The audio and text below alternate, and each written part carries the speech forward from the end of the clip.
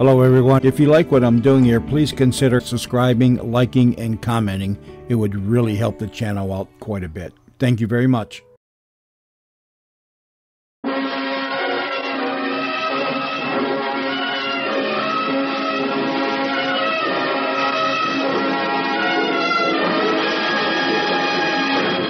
The National Broadcasting Company presents Last Man Out, a series of true stories transcribed and documented from the official files of United States government agencies.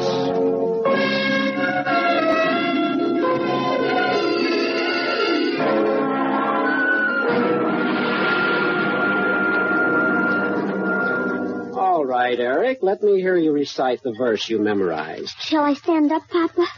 Yes, Eric, stand up. Go ahead. To free the masses from oppression, to free the spirit from its chains, the red flag waves, the red star shines, capitalism's down, the worker reigns. What are capitalists, Papa? Capitalists, Eric, are what we are not.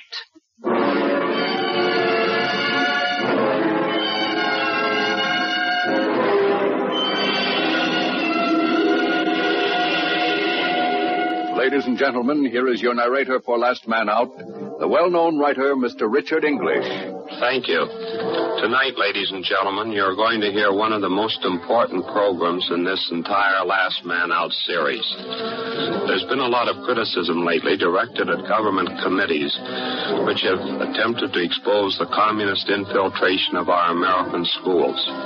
Tonight, we're going to prove that communist infiltration did happen here. Our subject tonight is Dorothy K. Funn, a New York City school teacher. Miss Funn joined the Communist Party in 1939, left it in 1946. Her story is not what you'd call a cloak and dagger tale. It happens to be far more important and far deadlier than that. Dorothy Funn actually saw the poison that was being injected into our school systems, the attempt to mold the minds of our children into the communist pattern. Now, the subject report of former Communist Party member Dorothy K. Funn.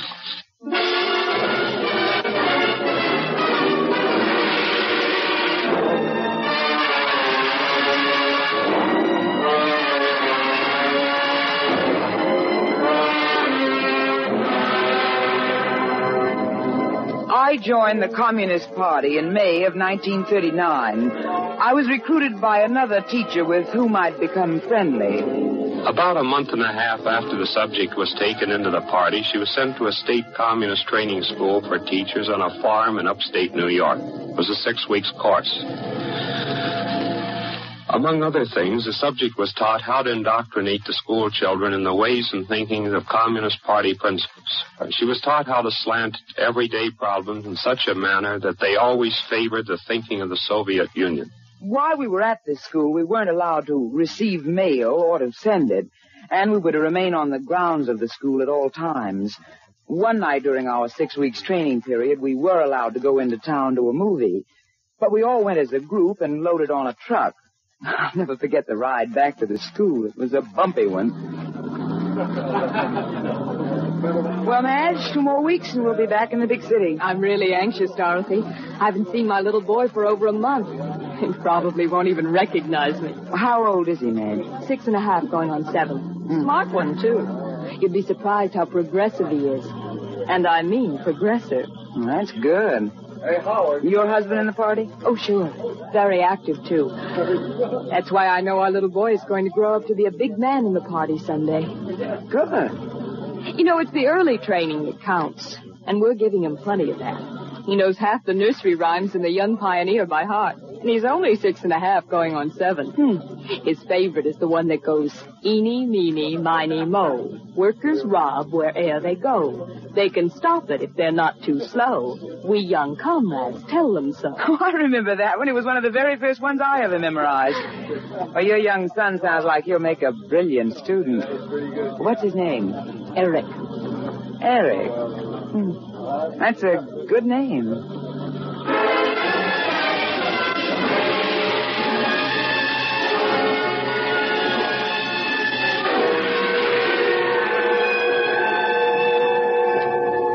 The subject got back to New York just in time to start teaching a fall semester at one of the public schools.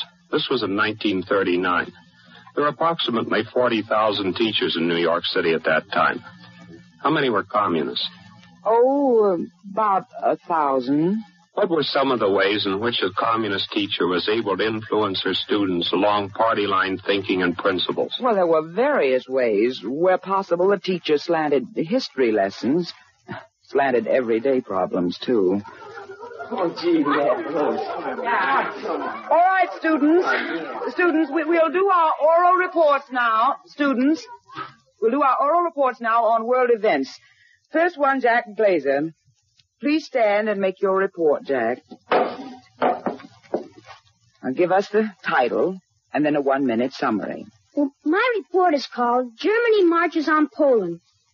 Yesterday, the German army marched into Poland and started a war with the people of Poland. Jack, do you know why? 'Cause they want more land? Oh, no, that's not the real reason. The real reason is the Soviet Union. They want to invade the peaceful Soviet Union. Oh? Yes, it's very easy to see why they want to invade the Soviet Union. Russia is a real democracy. In a sense, more of a democracy than we are. See how simple it is? First, you start twisting a kid's thoughts. Now, let's just look at history. Mr. Lincoln fought a civil war to free the Negroes. And there's still Jim Crowism in this country. In Russia, it's different. In Russia, the Negro is his own master.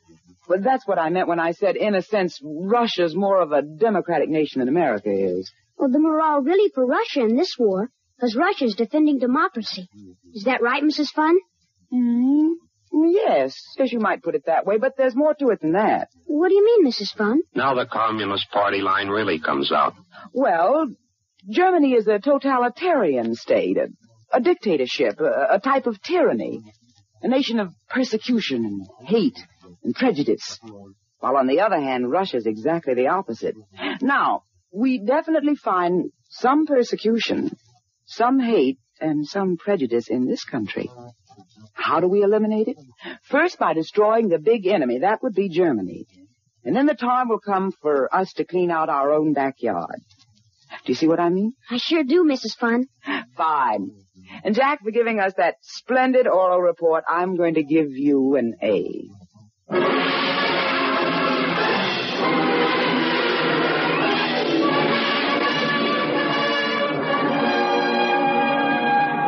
How were the party line policies that you were to push forward in your classes in the schoolrooms handed down to you, Dorothy? Well, we attended section meetings every 2 weeks, at which time we were given specific orders about what party line policies were to be pushed in the classrooms. Slanting history as it happened was one method of pushing communist influence. Were there other methods? Oh, yes. Yes, America's past history was also slanted.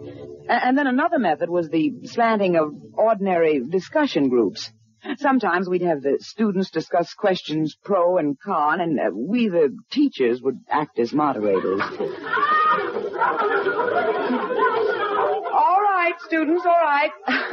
All right, students, let me have your attention, please. Today, our panel discussion will be on the Civil War. Virginia, you may begin the discussion. It might be a good idea to state first the reasons why the Civil War began. It began over slavery in the South. President Abraham Lincoln wanted to free the slave in the South. And I think it might be a good idea for me to inject a thought at this point. Did any of you students know that the South does not recognize President Abraham Lincoln's birthday as a holiday? Why is that, Mrs. Funn? Well, Bob, even though a war was fought to free the slaves, there's still a great deal of slavery going on in the South.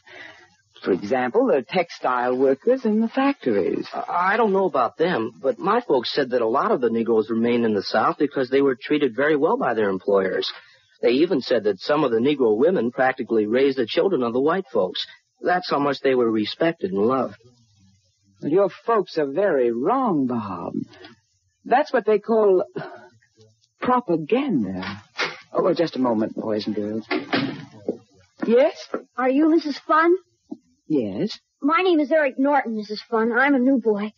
We just moved to this district, and I transferred over from PS 45. All right, Eric. Have you been to the principal's office? Yes, sir. Students, I'd like to have you meet a new member of your class, Eric Norton. Hi. All right, Eric, you may sit down now. Oh, Eric. Yes, sir? Is your mother a school teacher? Yes, sir. She teaches over in the Queens district. Is her first name Madge?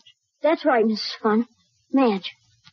I'm glad to have you with us, Eric. I think you're going to like this class very much, Eric. Very much.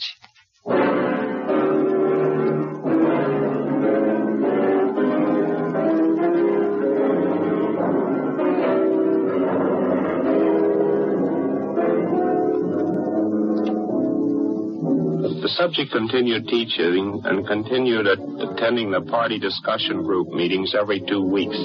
How were these groups organized? Well, everyone in the group was a teacher from some public school. We had a chairman, a treasurer, and an educational director. Let me ask you this. Were school children ever used in communist demonstrations? Oh, yes, but usually they were children whose parents were already sympathizers or party members. The May Day Parade was one of the best places to employ children for the family effects on those watching the parade. I marched in my first May Day Parade in 1940.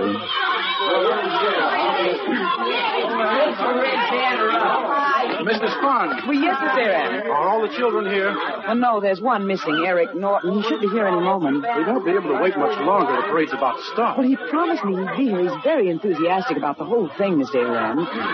Well, you know Eric, don't you? Oh, yes, I know him. All right, students.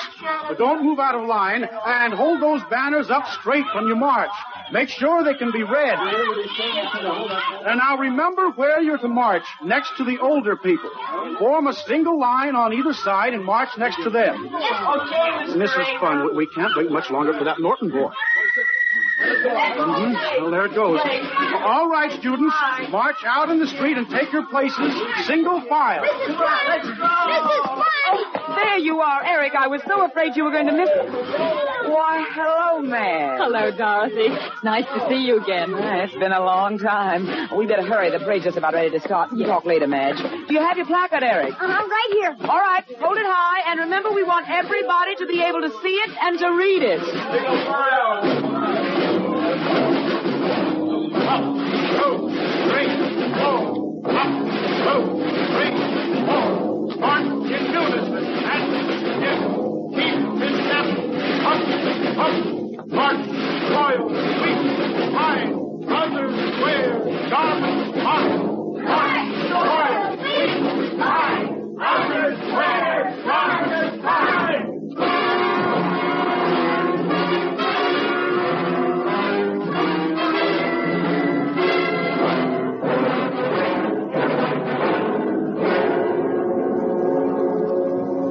Although we harped on discrimination and prejudice as one thing that communism would do away with, yet we practiced certain discriminations right there in the public schools.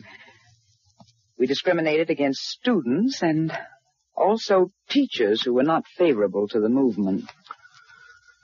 Mrs. Funn, have you met Mrs. Goodman, the new history teacher? I met her at lunch in the cafeteria yesterday. Seems like a nice person. She's not. What do you mean? She hasn't got one progressive idea in her stupid head. She's what I call a total loss. I see. She might be dangerous. We'll have to keep a close watch on her. She's the kind that runs and talks. I didn't say much to her. I just listened. What about her family? Oh, conservative stock. I think I'll give a little party and ask everyone but her. I see. I'll also think of some other ways to isolate her. We've definitely got to make her feel she's not wanted around here. Maybe she'll ask for a transfer. That's probably the best way to handle it. You see, we've got this school pretty well organized right now. I hate to have anyone come along and mess up all the good we've done. We've got to get rid of her as soon as possible. I know a liberal sub I'd like to see take her place. I'll see what kind of strings I can pull to get her in over here. But in the meantime, Mrs. Funn, pass the word along to the others. Our objective, get rid of Mrs. Goodman.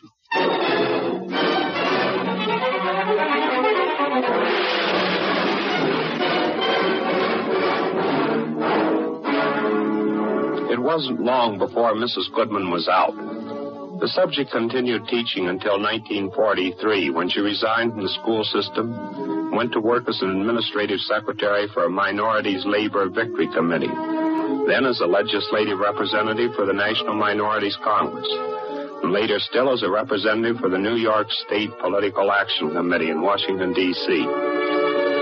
In 1946, the subject, who had slowly been growing fed up, left the Communist Party.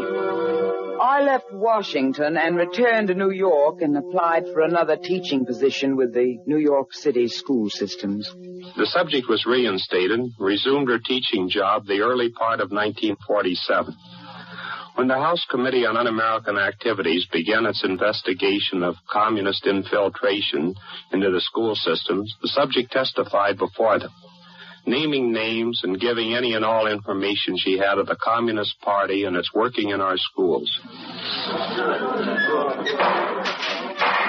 The committee will come to order. Proceed, Mr. Counsel. Mrs. Funn, you have been a member, or had been a member, for quite some time of the Communist Party here in the city of New York. There was quite an audience in this room this morning, and there is quite an audience here this afternoon. Is it correct you recognize quite a number of the people in the audience as former members of the Communist Party when you were? Yes. They are here today in this audience? Yes.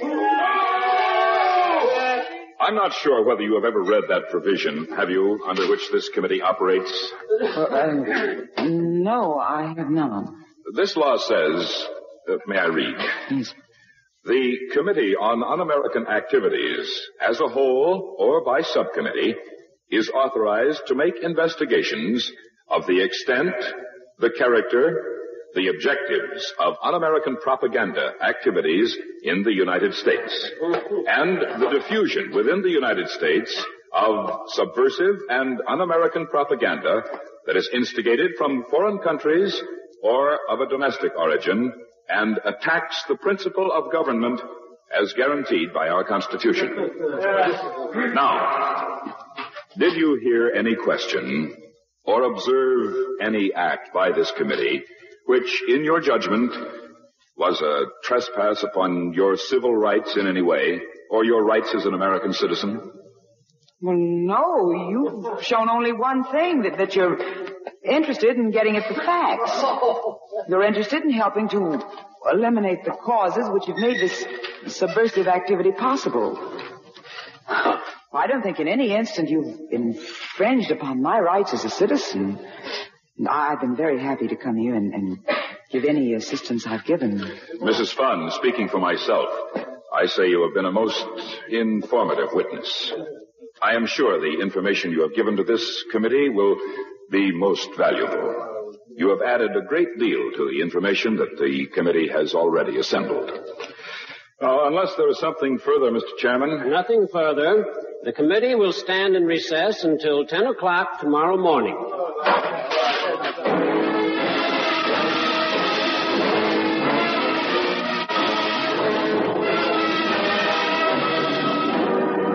Dorothy Funn still has a tremendous feeling for the rights of the minorities. That was one of the reasons she joined the Communist Party. But she realized in time that the Communist Party wasn't the answer to what she wanted.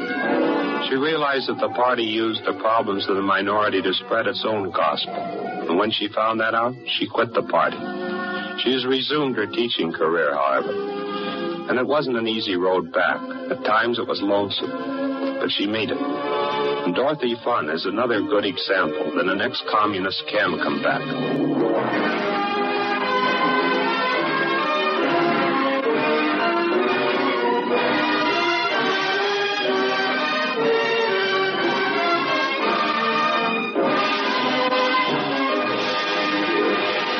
And now, the moment we've all been waiting for. when we'll ask tonight's subject some of the questions that all America has wanted to ask. What is being done now, Dorothy, to rid the school systems of communists and communist teachers and communist training? What's being done here in New York, for example? Well, here in New York, a very fine program has been initiated by Dr. Jansen in weeding out communist school teachers in the New York City school system.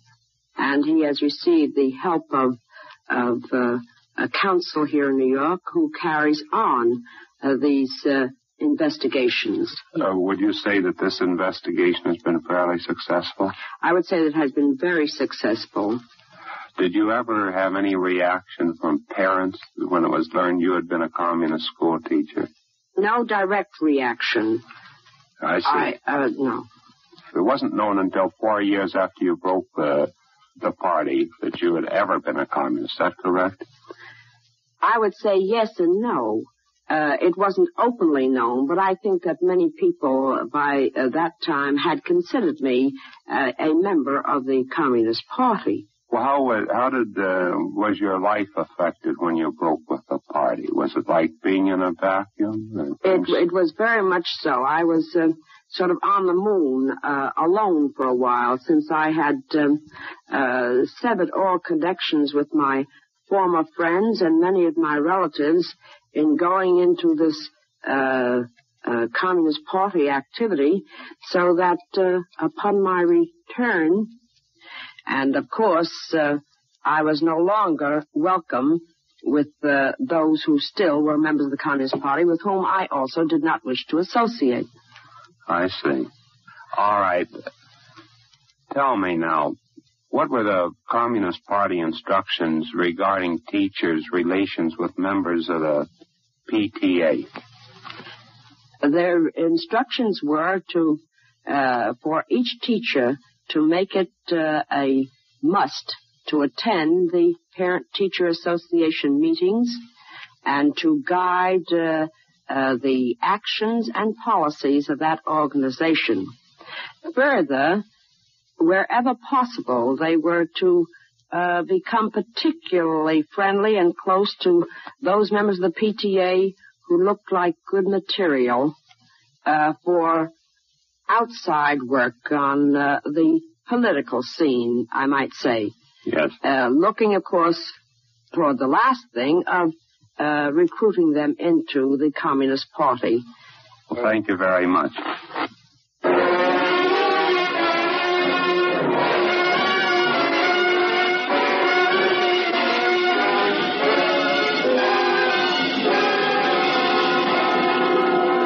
Ladies and gentlemen, Mr. English will be back in just a moment. For security reasons, certain names in the subject report of Dorothy Funn were changed. Each week, Last Man Out will expose a different phase of communism. Next week's subject report will be that of a subject who served the communist state behind the Iron Curtain. Now, once again, Mr. English. Tonight I want to speak to the ex-communists who are listening. I know how tough it is to be on the outside looking in. For 17 years I was deaf. It's only 8 years ago I had my hearing restored in one ear. So I know what it's like to come back, and that's what you want to do. If you've been afraid that your boss and friends might find out that you're an ex-communist and wouldn't understand what took you in and what took you out of the party, why don't you write me? Maybe I can help. Just write Dick English, care of NBC, Hollywood, California, and mark it personal. Good night.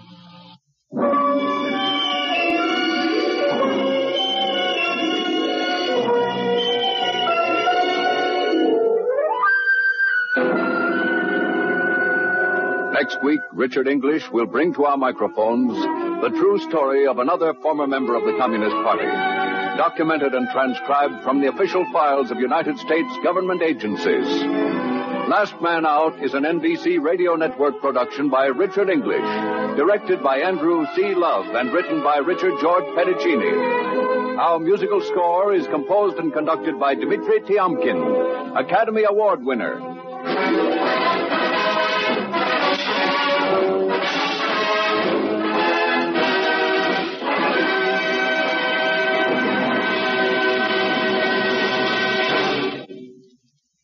December is the month of the joyous holiday season. It's also the month of the highest number of motor vehicle accidents. Take a safe driving tip from the truck drivers who are taught to drive ahead of themselves. Take extra care on the highways during the holiday season. Use courtesy, caution, and common sense. This is the NBC Radio Network.